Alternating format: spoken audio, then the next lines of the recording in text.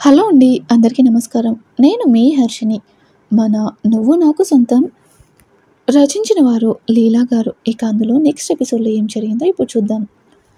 Next day early morning 5కే లేచి తన gym workouts అన్నీ కంప్లీట్ చేసుకొని మీటింగ్‌కి రెడీ అయ్యాడు మన వేద్ బాబు. సరిగ్గా మార్నింగ్ 8:30కి వేద్ బాబు గెస్ట్ హౌస్‌కి చేరుకున్నాడు.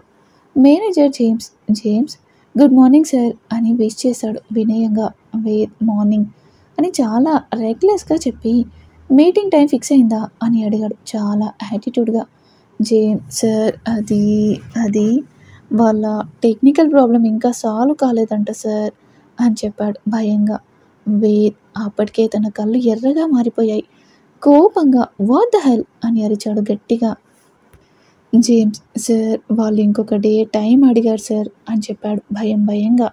వేద్ సరే this is the final chance అని చెప్పి వెళ్ళిపోయాడు హాల్లో నుంచి. వామ్మో వీళ్ళ ఇంట్లో ఎలా భరిస్తున్నారో ఏంటో, అయినా వీళ్ళు కాదు, కానీ ఆ వచ్చే అమ్మాయి మాత్రం సచ్చింది వీడి చేతిలో అనుకుని ఇప్పుడు నేను ఇక్కడ ఉండాలా లేకపోతే వెళ్ళిపోవాలా అని బాగా ఆలోచించేస్తున్నాడు. ఇంతలో స్టడీ రూమ్ నుంచి ఏదో ఫైల్ పట్టుకొని బయటికి వచ్చిన వేద్ సీరియస్గా, ఏంటి ఇంకా ఇక్కడే ఉన్నావు, ఇక్కడేమైనా సర్కస్ షో జరుగుతుందా ఏంటి, పద ఆఫీస్కి అని చెప్పి ముందు నడిచాడు. తెల్ల ముఖం వేసుకొని, ఇంకా ఇతను ఎన్ని రోజులు ఇక్కడ ఉంటారా దేవుడా, హే జీసస్ ప్లీజ్ సేవ్ మీ అని దండం పెట్టుకుని అక్కడి నుంచి వెళ్ళిపోయాడు. ఆ రోజు మొత్తం దేవ్ తన ఆఫీస్ అన్ని బ్రాంచెస్ విజిట్ చేసి చాలా అలసిపోయి ఒక పబ్కి వెళ్ళాడు. ఇక అక్కడ అదే రోజు మార్నింగ్ చాలా హుషారుగా లేచింది మన నేత్ర అమ్మయ్య ఈ రోజుతో షూటింగ్ కంప్లీట్ అయిపోతుంది, ఇంకా ఆ విరాజ్ గోల తప్పుతుంది, త్వరగా ఈ ఒక్కరోజు గడిచిపోతే చాలరా దేవుడా అనుకుని రెడీ అయ్యి తన బిలాంగింగ్స్ అన్నీ సర్ది పెట్టుకుని వికాస్ రూమ్కి వెళ్ళింది. నేత్ర వికాస్ తలుపు తీయరా వికాస్ బాత్రూంలో ఉన్నావా అని అడిగింది డౌట్గా. అయినా కూడా వికాస్ రూమ్ నుంచి ఎలాంటి సౌండ్స్ వినపడకపోవడంతో కంగారుగా రిసెప్షన్కి కాల్ చేసింది. Receptionist hello madam good morning, how can I help you అని అడిగింది చాలా రెస్పెక్ట్గా. నేత్ర నా ఫ్రెండ్ రూమ్ ఈ మ్యాన్ రూమ్ నెంబర్ 607కి సంబంధించి స్పేర్ కీస్ కావాలి అని అడిగింది కంగారుగా. రిసెప్షనిస్ట్ మేడం అలా ఇవ్వడం కుదరదు. నేత్ర ప్లీజ్ ఇట్స్ ఎమర్జెన్సీ, నా ఫ్రెండ్ లోపల ఉన్నాడు, కావాలంటే ఎవరైనా రూమ్ సర్వీస్ వాళ్ళ చేత పంపించండి. నేత్ర అంతేగా రిక్వెస్ట్ చేసేసరికి ఆ రిసెప్షనిస్ట్ కాదు అనలేక, సరే మేడం మేము ఒక బాయ్ చేత పంపిస్తాం, మీరు అన్నట్టు అక్కడ పర్సన్ ఉంటే ఓకే, బట్ ఇన్ కేస్ లేకపోతే మాత్రం వెంటనే తను రూమ్ డోర్ లాక్ చేసేస్తాం. నేత్ర okay thank you so much అని చెప్పి కాల్ కట్ చేసేసింది. ఒక 5 మినిట్స్కి ఒక బాయ్ వచ్చి రూమ్ డోర్ ఓపెన్ చేశాడు. లోపలికి వెళ్ళి చూస్తే అక్కడ వికాస్ బెడ్షీట్ ఫుల్గా కప్పుకొని ముడుచుకొని పడుకున్నాడు. ఒక్కసారిగా పోయిన ప్రాణం లేచి వచ్చినట్టయింది నేత్రకి. నేత్ర వెళ్ళి వికాస్ నుదుటిన చేయి పెట్టి చూడగా బాడీ మొత్తం కాలిపోతుంది. వెంటనే ఆ బాయ్ వైపు చూసి డాక్టర్ని పిలవండి ప్లీజ్ అని చెప్పింది. ఆ బాయ్ వెళ్ళి డాక్టర్ని తీసుకొని వచ్చాడు. డాక్టర్ వచ్చి చెక్ చేసి, doctor nothing to worry, water and food change వల్ల ఫీవర్ వచ్చింది, ఇంజెక్షన్ చేశాను తగ్గిపోతుంది అని చెప్పి మెడిసిన్ ఆ బాయ్కి ఇచ్చి తీసుకురమ్మని చెప్పాడు. నేత్ర థ్యాంక్ యూ డాక్టర్ అని చెప్పి అతనికి ఫీ పే చేసి వికాస్ దగ్గరికి వచ్చింది. ఇంజెక్షన్ చేశాక ఫీవర్ కాస్త రిలీఫ్ ఇవ్వడంతో లేచి మెల్లగా కూర్చొని సారీ నేత్ర అన్నాడు కొంచెం ఇబ్బందిగా. నేత్ర దేనికిరా సారీ చెప్తున్నావు అని అడిగింది నార్మల్గా. వికాస్ నా వల్ల నువ్వు టెన్షన్ పడ్డావు కదా అందుకు. నేత్ర ఏదో చెప్పేలోపు తన ఫోన్ మోగింది. తన ఫోన్ వైపు చూసిన నేత్ర డైరెక్టర్ వాళ్ళు కాల్ చేయడం చూసి, నేను వెళ్తున్నా, వీలైనంత ఫాస్ట్గా వచ్చేస్తా, నువ్వేమీ కంగారు పడకు సరేనా. వికాస్ వద్దురా నేను కూడా వస్తా, అసలే ఆ విరాజ్ గాడి కన్ను నీ మీద ఉంది, మళ్ళీ ఏమైనా చేస్తాడేమో అని చెప్పాడు కొంచెం భయంగా.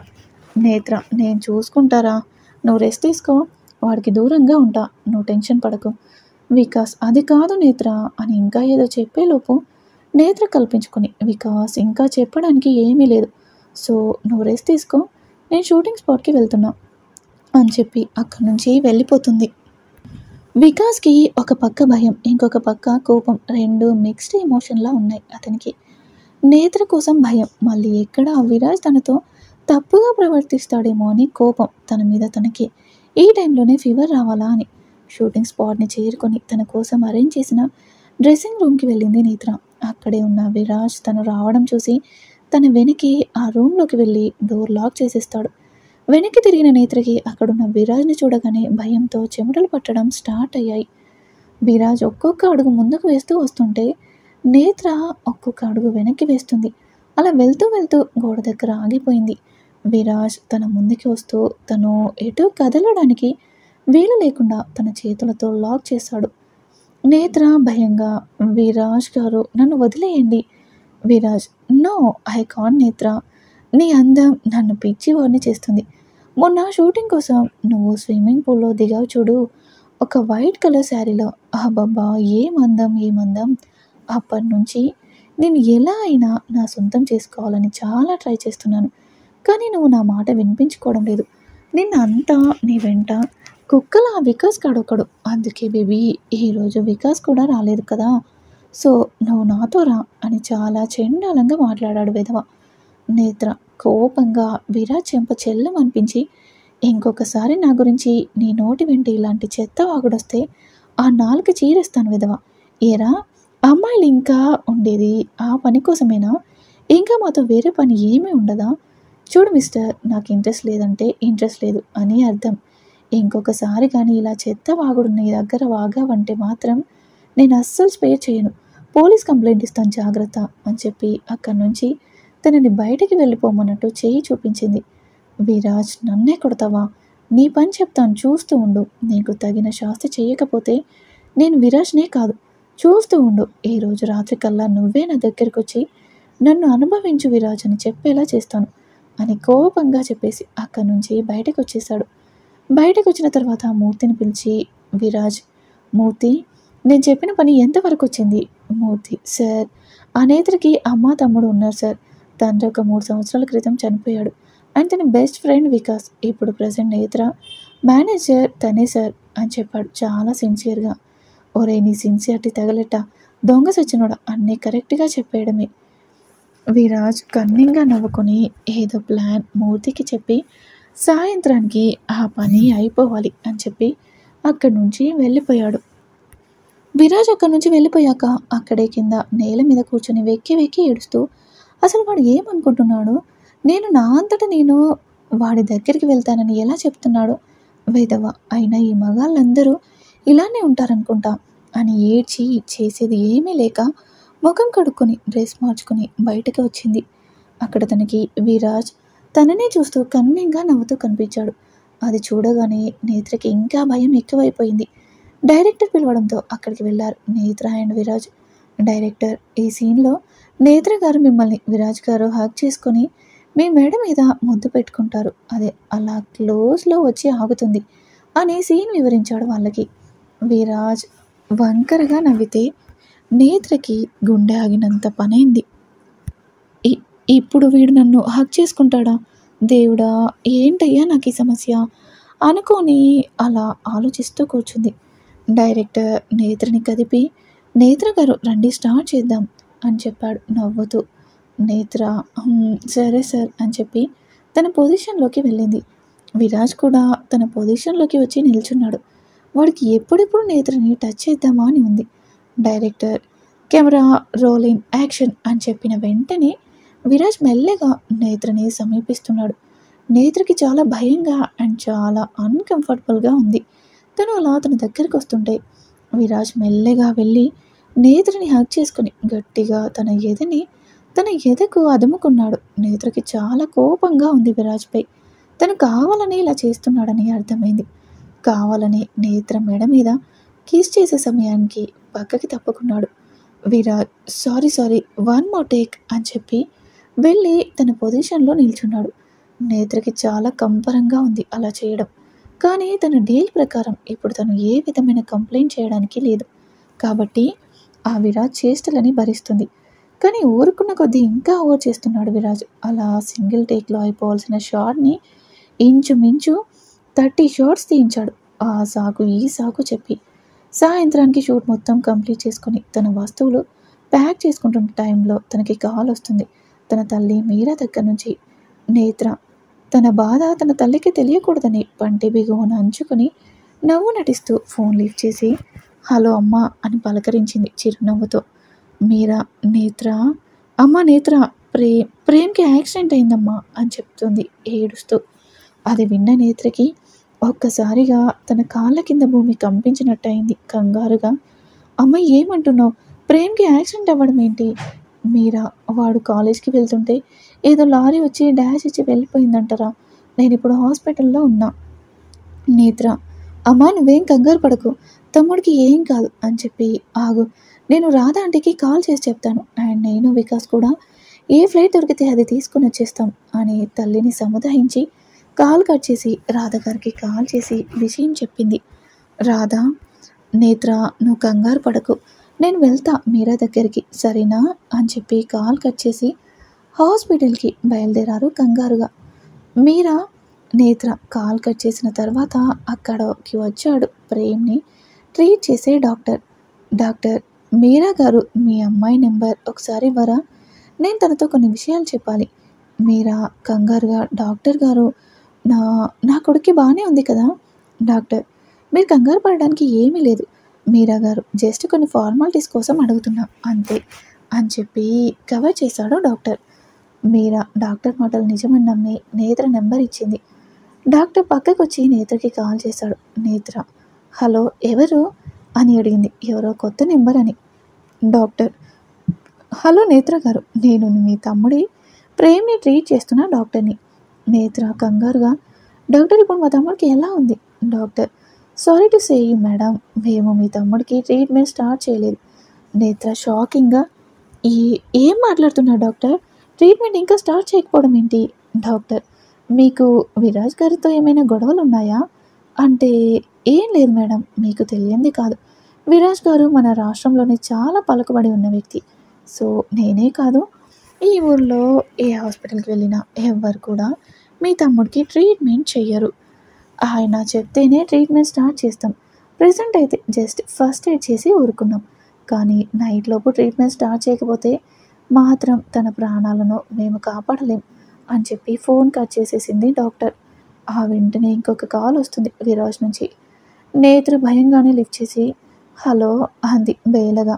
విరాజ్ హాయ్ బేబీ, నేను విరాజ్, చూసావుగా నువ్వు కొట్టిన చెంప దెబ్బకి రియాక్షన్, కాబట్టి వచ్చి నువ్వు నాకు అర్పించుకో. నువ్వు నా దగ్గరికి వచ్చేదాకా అక్కడ నీ తమ్ముడికి ట్రీట్మెంట్ స్టార్ట్ అవ్వదు. ఇంకొక విషయం, నువ్వు ఇప్పుడు జరిగింది మొత్తం ఆ వికాస్ గడికి చెప్తే అక్కడ వెంటనే నీ తమ్ముడి ఊపిరి ఆగిపోతుంది అని చెప్పి కాల్ కట్ చేశాడు. ఇక అక్కడ వేద్ మార్నింగ్ నుంచి తన బ్రాంచెస్ అన్నీ విజిట్ చేసి బాగా అలసిపోయాడు. సరిగ్గా ఈవినింగ్ టైంకి వేద్కి కాల్ చేశారు వాళ్ళ అమ్మ సుధా గారు. వేద్ హాయ్ అమ్మ, మీటింగ్ కొంచెం ఆలస్యం అవుతుంది, వాళ్ళకి ఏదో టెక్నికల్ ప్రాబ్లం ఉందంట, సో మేబీ రేపు కానీ ఎల్లుండి కానీ వస్తాను. సుధా కన్నా అది నువ్వు ఇండియా వచ్చాక నీకు పెళ్లి చూపులు అరేంజ్ చేసాంరా, నువ్వు వచ్చి అమ్మాయిని చూసి ఓకే చెప్తే మిగతా ఫార్మాలిటీస్ అన్నీ మేము పూర్తి చేస్తాంరా, ఏమంటావు? అమ్మ ముందు బుజ్జమ్మని అన్నారు, నాకు దానికి ఇష్టం లేదని చెప్తే ఇప్పుడు వేరే అమ్మాయి, అసలు ఎందుకు ఇదంతా అని అడిగాడు చిరాగ్గా. సుధా ఎందుకంటావు వినరా, నీకు ఇప్పటికే 28 సంవత్సరాలు, నీకు చేశాక మళ్ళీ ఆద్యకి చేయాలి, దానికి అవ్వగానే రిషికి కూడా చేయాలి కదా, అందుకే ఇంత కంగారు. ఏదో చెప్పేలోపు మళ్ళీ సుధా గారే కల్పించుకొని పోనీ ఎవరినైనా ప్రేమిస్తున్నావా చెప్పు వేద్, నువ్వు ఎవరినైనా లవ్ చేస్తే మేము మీ పెళ్ళి చేస్తాం. వేద్ లేదు మా, అలాంటిది ఏమైనా ఉంటే నేను మీకు ముందుగా చెప్తాను అని చెప్పి కాల్ కట్ చేసి తన వ్యాలెట్ ఓపెన్ చేసి అందులో ఉన్న అమ్మాయి ఫోటోని చూస్తూ అసలు నీకు నేను ఇంకా గుర్తున్నానా ప్రిన్సెస్, లేకపోతే మన పరిచయాన్ని నన్ను మర్చిపోయావా? ఆ ఫోటోని చూస్తూ దాదాపు గంట సేపు గడిపేశాడు బాబు. ఇంకా ఆఫీస్ టైం అయిపోయాక మనసు అస్సలు కుదుట పడక అలా పబ్కి వెళ్ళాడు వేద్. ఇక ఇక్కడ సుధా గారు వేద్తో కాల్ మాట్లాడి పెట్టాక అక్కడ ఎంట్రీ ఇచ్చింది ఒక 25 ఏళ్ళ అమ్మాయి. చూడడానికి చాలా మోడ్రన్గా స్టైల్గా ఉంది. మోకాళ్ళ వరకు ఒక సింగిల్ పీస్ ఫ్రాక్ వేసుకొని కాళ్ళకి పాయింట్ హీల్స్ వేసుకొని హెయిర్ లూజ్గా వదిలేసి ఒక కేజీ మేకప్ వేసుకొని కోల్గేట్ యాడ్ స్మైల్ ఇస్తూ వచ్చింది రోహిత. సుధా తన అవతారం ఆమెకి అంత మంచిగా అనిపించక పోయినా బయటకి బాగోదని వచ్చిరాని నవ్వు ఒకటి నవ్వి, ఏంటి రోహిత ఇలా వచ్చావు? రోహిత, ఏం లేదాంటీ, జస్ట్ పని మీద ఇటువైపు వచ్చాను, ఒకసారి మిమ్మల్ని వేదిని కలిసి వెళ్దామని వచ్చా అని చెప్పింది పళ్ళన్నీ బయట పెట్టి నవ్వుతూ. సుధా గారికి ఆ నవ్వు చూస్తుంటే చాలా చిరాగ్గా అనిపించింది. కానీ బయటకు కనిపించకుండా దాస్తూ, వేద్ ఇంకా ప్యారిస్ నుంచి రాలేదురా, వచ్చాక మీ పెళ్ళి గురించి చెప్తాను. రోహిత చాలా డిసప్పాయింట్గా, అంటే మీరు ఇంకా చెప్పలేదా ఆంటీ అని అడిగింది డల్గా. సుధా, వాడు వెళ్ళింది బిజినెస్ పని మీద కదరా, అందుకే చెప్పలేదు, వచ్చాక చెప్తాను.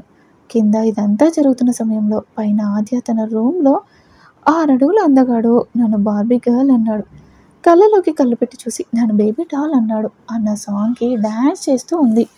అటువైపుగా వెళ్తున్న రిషి ఆద్యను చూసి గట్టిగా నవ్వుతున్నాడు.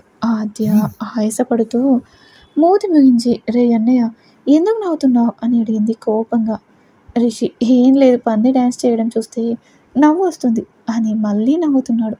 ఆద్య, అంటే నేను పందినా అని అడిగింది కోపంగా. రిషి, మరి కాదా, ఆయన పందులు డ్యాన్స్ చేస్తాయని నాకు ఇప్పటి వరకు తెలియదురా. ఆద్య కోపంగా చూస్తుంది. రిషి వెక్కిరిస్తూ ఉంటాడు. ఆద్య, నీకు బాగా ఓవర్ అయిందిరా. రిషి అప్పుడే కిందికి చూడగా అక్కడ రోహిత కనిపించడంతో, ఇదేంటి ఇక్కడ అన్నాడు ఏదో ఆలోచిస్తూ. ఆద్య, ఎవర్రా వచ్చింది?